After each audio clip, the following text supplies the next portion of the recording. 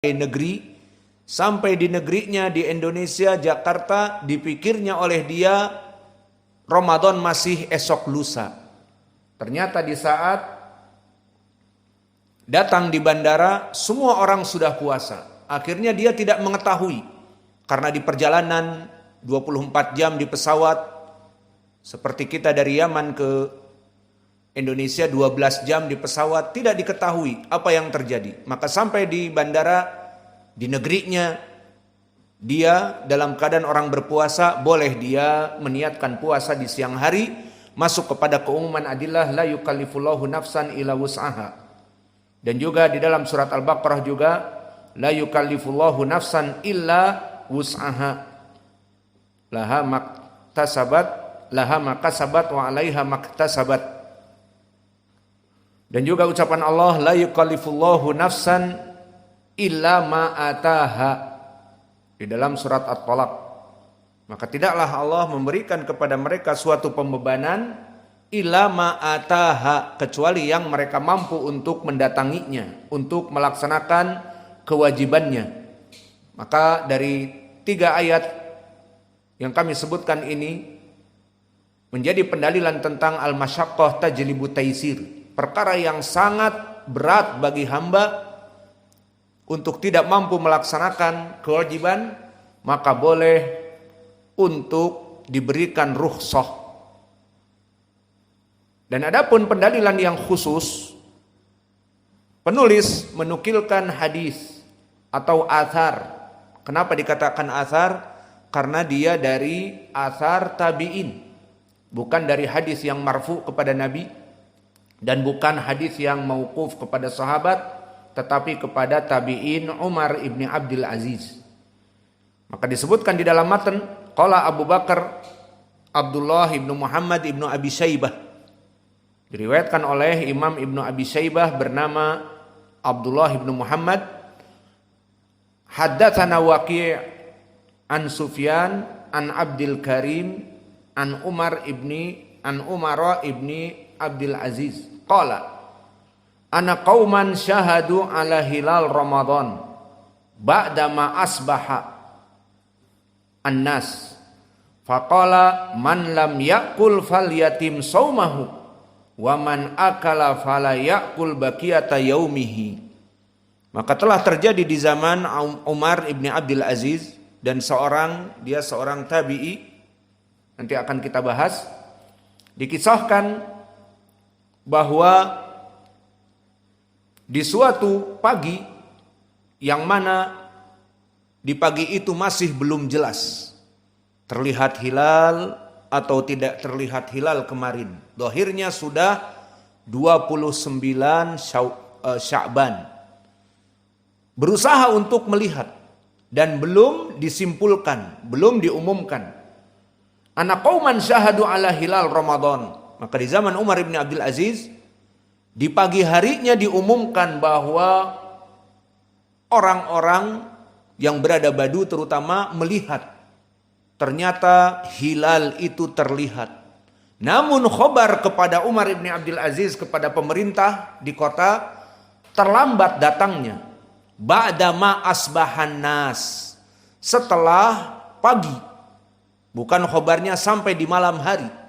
Maka di sini menjadi pendalilan bahwa di zaman Nabi, para tabi'in dan sahabat, dan di zaman Nabi memang susah dari segi jihaz at-tawasul, dari segi information, sehingga para Badu yang melihat di maghrib atau di malam hari terlihat hilal, ingin melaporkan ke kota susah. Tidak ada motor, tidak ada mobil, mengandalkan himar. Berapa jam sampai kepada kota? Dan di malam yang gelap, takut ada binatang buas. Nanti ada kupu-kupu malam. Binatang buas apa tidak kupu-kupu malam? Hudzaifah, apa makna kupu-kupu malam? Binatang predator atau binatang herbivora? Alhasil di zaman dulu, bismillah, mau berjalan malam pun susah. Ingin memberitahu ke kota, ke pemerintah, akhirnya tidak bisa mereka melaksanakan khobar atau mereka mungkin berjalan dari malam sampai khobar kepada Umar ibn Abdul Aziz, khalifah di kota, bahwa hilal Ramadan terlihat tadi malam. Namun ditunggu khobarnya belum sampai kecuali ba'dal fajr. Disebutkan ba'dama asbahan nas, setelah manusia melaksanakan sarapan atau pagi sampai khobar tersebut. Maka difatwakan, faqala, berkata Umar ibn Abdul Aziz, karena khobar baru sampai sekarang, man lam yakul falyutim saumahu. Barang siapa yang memang belum sarapan, agar menyempurnakan tidak makan sampai maghrib. Kenapa? Karena hari ini Ramadan. Baru terlihat khobarnya, hilalnya sudah terlihat. Khobar yang menyampaikannya terlambat. Karena tidak ada WhatsApp, tidak ada telepon, maka susah untuk memberikan information. Apalagi hilal dilihatnya malam bukan siang. Sehingga mungkin dari maghrib atau dapat informasi dari Isya atau jam 9, maka mereka mau mengabarkan malam. Susah di padang pasir berjalan malam hari. Al-muhim seperti itu keadaannya. Difatwakan barang siapa yang belum makan agar menahan laparnya sampai fajr, sampai maghrib. Waman akala fala yakul baqiyata yaumihi. Barang siapa yang sudah memang sarapan dengan shakshuka atau sarapan dengan lontong pical, enggak ada ya. Di zaman Umar ibn Abdul Aziz belum ada lontong pical atau tidak dikenal. Alhasil sudah sarapan dengan makanan kenyang.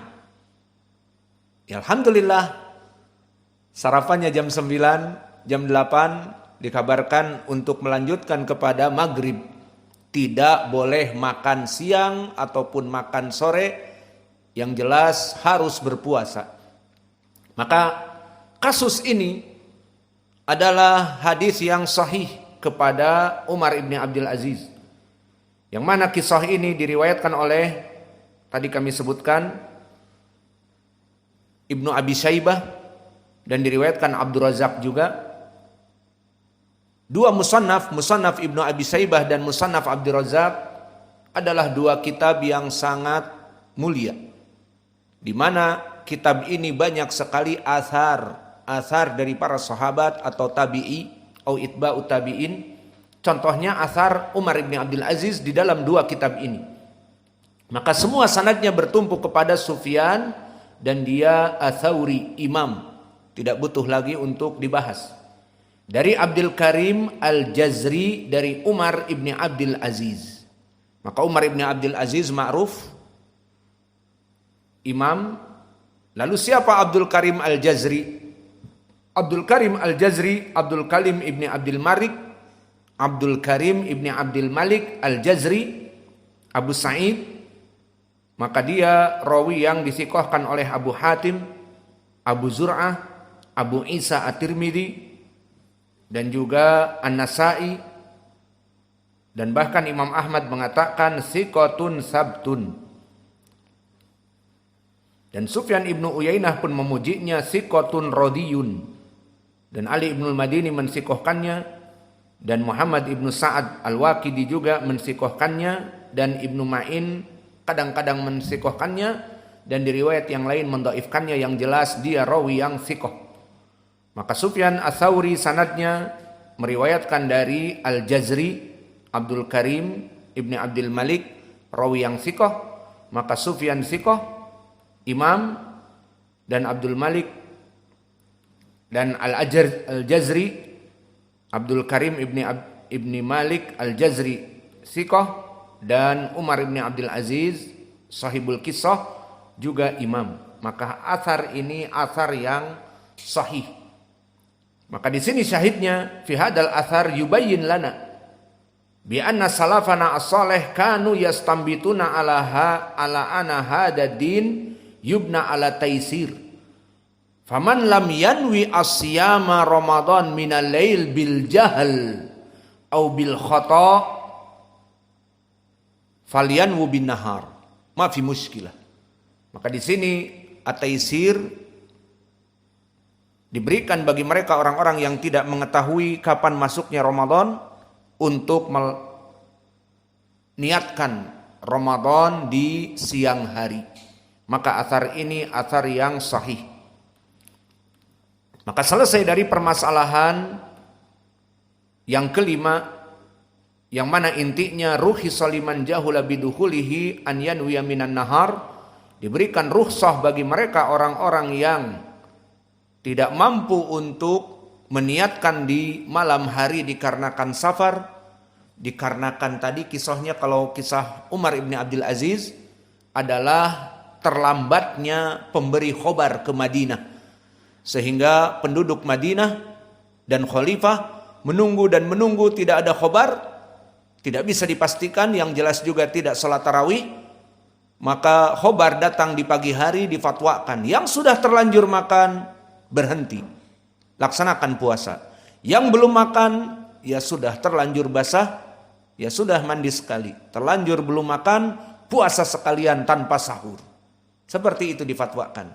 Kesimpulannya yang jadi poin, meniatkan puasa di siang setelah matahari terbit, bahkan setelah makan. Maka di sini kaidah tadi, barang siapa yang mempunyai udzur, tidak mampu, tidak mengetahui, yang memberikan khobar terlambat dan sebagainya, yang jelas la yukallifullahu nafsan illa wus'aha. Adapun Umar ibn Abdul Aziz, siapa dia? Maka dia adalah Umar ibn Abdul Aziz dari khalifah kaum muslimin juga. Umar ibn Abdul Aziz ibnu Marwan ibnul Hakam al-Umawi al-Qurasi. Berarti dia dari Quraisy sesuai dengan kabilahnya Nabi. Dan Quraisy banyak fuhud, banyak cabang. Dari siapa cabangnya? Dari Umar. Maka dia adalah al-Umawi al-Qurasi. Dia khalifah yang saleh dan malik yang adil sesuai ucapan para ulama yang hidup di zamannya dan kaum muslimin yang sezaman dengannya. Dan dimutlakkan kepadanya dengan gelar Khamisul Khulafa Ar-Rasyidin, bahwa dia adalah dari Khulafa Ar-Rasyidin yang kelima dikarenakan keadilannya. Namun pada hakikatnya dia bukan urutan yang kelima. Setelah Ali, maka yang kelima adalah Muawiyah. Dan kemudian yang lainnya.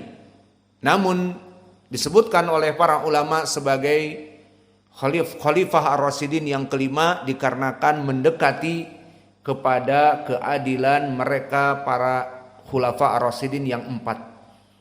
Dan kelahiran Umar ibn Abdul Aziz Ihdawasitin, tahun ke-61 Hijriyah. Di tahun itu masyhur Al-Husain ibn Ali kutila, dibantai Al-Husain ibn Ali di tanah Karbala, dan yang membantainya orang Syiah. Dan sekarang mereka yang meraung-raung dan merintih-rintih hasil dari pembantaian mereka. Itulah keadaan orang Yahudi. Orang Yahudi, mereka yang membunuh dan mereka yang merintih dan merasakan sedih, memukul-mukul diri mereka sendiri dengan tangan ataupun dengan besi atau dengan pedang, maka menusuk-nusuk diri mereka, wajah mereka dan sebagainya. Siapa yang membunuh? Orang Syiah yang membantai Husain ibnu Ali rahimahullah. Maka dia lahir di saat terbunuhnya Al-Husain ibnu Ali, dan dia naik kepada khilafah setelah anak pamannya yang meninggal, Sulaiman ibni Abdul Malik ibni Marwan.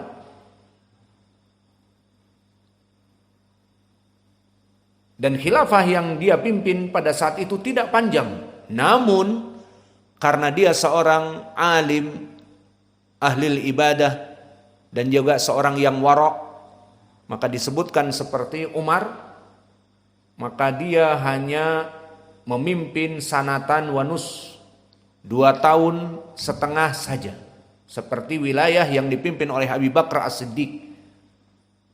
Namun 2 tahun setengah dirasakan bagaikan kehidupan yang penuh keemasan di dalam khalifah di zamannya. Dan beliau dari ahli hadis dan beliau dari ulama ahli sunnah yang mementingkan ilmu, tidak hanya sekedar para raja dan tidak hanya sekedar para khalifah yang sibuk dengan dunia ataupun kekuasaan, namun dia juga penuntut ilmu. Dan dia berguru kepada para sahabat, di antaranya bertemu dengan Anas ibnu Malik. Dan dia bertemu dengan para tabi'in kabir seperti Sa'id ibnul Musayyib dan berguru padanya. Dan berguru kepada Urwah ibnu Zubair yang biasa meriwayatkan dari Aisyah. Maka di sini biodata dan biografi dari Umar ibn Abdul Aziz. Maka dengan